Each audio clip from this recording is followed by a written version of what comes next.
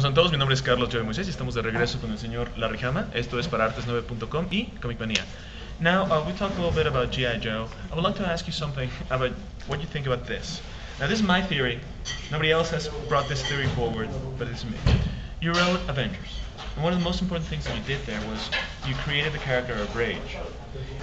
There were very few black characters in the Avengers back then. Black Panther was there for like half a second, and the Falcon was part of the Avengers for like a blink. But Rage, you wanted him to be part of the Avengers, to be like that one angry voice that the Avengers didn't have. Now, it was not very well received by the fans, and was not very well received by Marvel. In fact, Rage, after you left the book, went to be part of New Warriors. Many years later, Brian Michael Bendis comes to do the Avengers, puts Luke Cage as the one black angry voice in the Avengers, becomes a ginormous superstar for doing that. He eventually become a more urban organization that you were almost more or less trying to do that for a short time while Rage was there. And now he's like, one of the most popular Avengers creators for doing or repeating what you did so many years ago. And people kind of forget. How do you feel about that? That the fans were just not ready for that character to be the angry voice of the people back in the Avengers?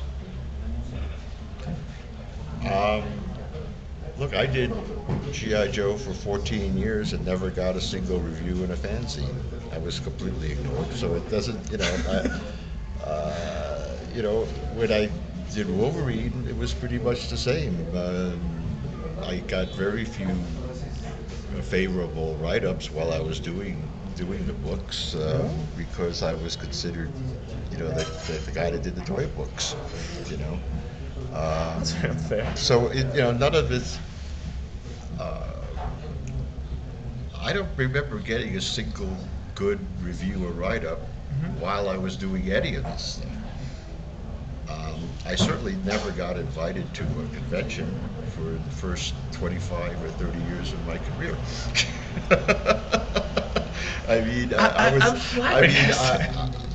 Last year I got invited to San Diego as an actual guest at the convention. Yeah. That was the first major convention I've ever been invited to. That is. I've never been invited to New York Con. I live in New York. I've never been invited to Chicago or Atlanta or any of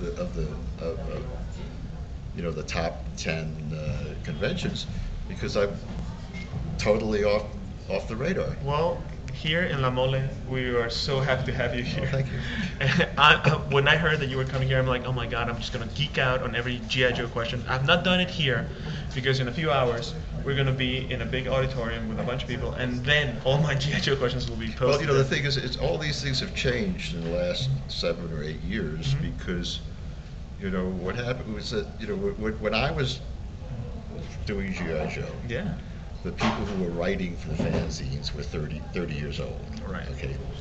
So now they're over 60. They've aged out.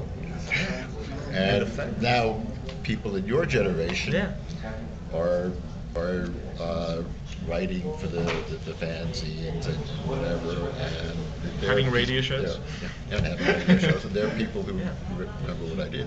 But back then, while I was doing it, I remember there was nothing. Well, that's very sad. I do even remember when this whole '80s, new '80s Discovery or new '80s generation came aboard. Wizard magazine did this thing where they asked famous creators what their favorite book of the '80s was and what they would like to do. And I remember J. Scott Campbell saying, "Well, my favorite thing was G.I. Joe," and he did a cover. And just out of the strength of that cover and all the stuff you did before, they I think it was IDW that decided to bring G.I. Joe back. And I remember I was reading it, and you didn't write those first issues. And I'm like, why is he married? Write these first issues? Because they were kind of very blanche. They weren't bad, they were just kind of nothing. And I remember I was reading your G.I. Joe Origins, and I was really liking those. And I kind of lost track because I'm buying so many comics at once. But I'm like, thank you for giving me such great memories, because way back when, I was playing with the toys. And it was just great to have these stories to go along with those toys. Now, in Wolverine, was there a storyline in particular that you liked a lot?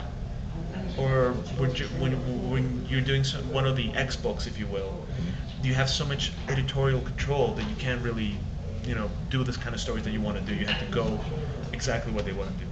Well, it changed. The only reason I got to write Wolverine was that it was almost being canceled. It was like such. Really?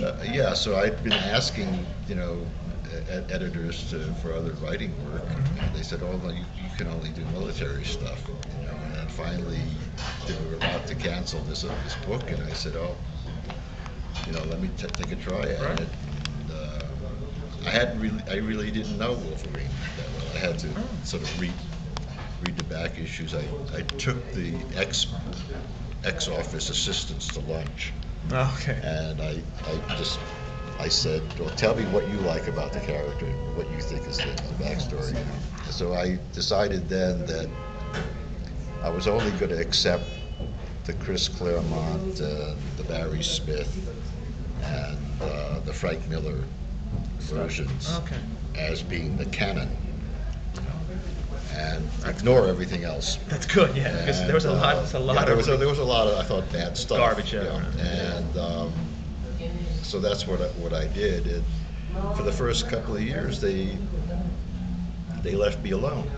Yeah. But then it got to be, the sales kept going up and up. It was like number 2 and number 3 in the country. So that's when I had to start. They made me start to go to the X conferences, and I had to, get in line with everybody else. Okay. Well, but that wasn't so bad. Mr. Hamma, it's been just great chatting with you. We're going to be talking a little while later, just about like G.I. Joe. But it was great getting your point of view on so many things. I'm so sorry that Marvel has mistreated you so badly. I'm so sorry that our conventions never caught. I don't think. But I don't think of Marvel or them as mistreating me. I think, it's not personal. It's business. It's like they say in The Godfather. Yes. Well, it's business. I understand the business. Okay. When I was an editor there, and people came to me and showed me their work, and I would say, first thing I would say is like, look, this is work for hire. If you do work for Marvel, this corporation, they own everything, and it's you're. I want you to know this. The only advantage is that if you hand me the job on Monday and the voucher on Monday, I give you a check on Friday. Okay. And everybody, so I don't want you to come back 20 years later and say that I ripped you off. I'm telling you everything that's bad about this. I think that's an important that any editor that works in a corporation that doesn't do that is severely being a shitheel. Okay.